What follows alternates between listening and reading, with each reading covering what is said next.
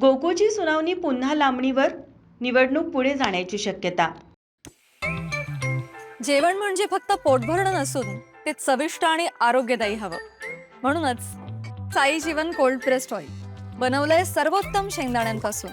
ना केमिकल्स ना उष्णता, झिरो कोलेस्ट्रॉल आणि ट्रान्सफॅट फ्री। प्रत्येक थेंबात शुद्धता, चव आणि आरोग्य, म्हणजेच तुमच्या हृदयासाठी आणि कुटुंबाच्या आरोग्यासाठी उत्तम। आजच साई जीवन निवडा, कारण आरोग्याला शॉर्टकट नसतो।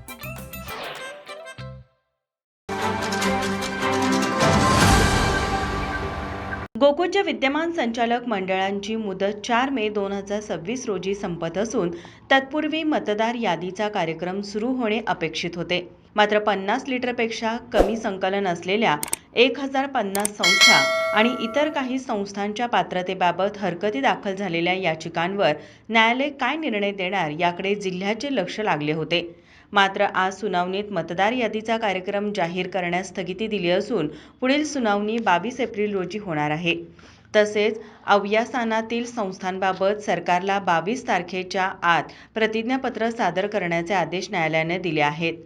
त्यामुळे नजीकच्या काळात मतदार यादीचा कार्यक्रम जरी पूर्ण झाला तरी त्यानंतर विहित कालावधी पूर्ण करून प्रत्यक्षात 40 ते 45 दिवसांचा निवडणूक कार्यक्रम पावसाळ्यापूर्वी पूर्ण करणे अशक्य ठरणार आहे। गोकुळवर प्रशासक येणार की संचालकांना मुदतवाढ मिळणार की निवडणूक पुढे ढकलणार काय, असे एकंदर सध्याचं चित्र आहे।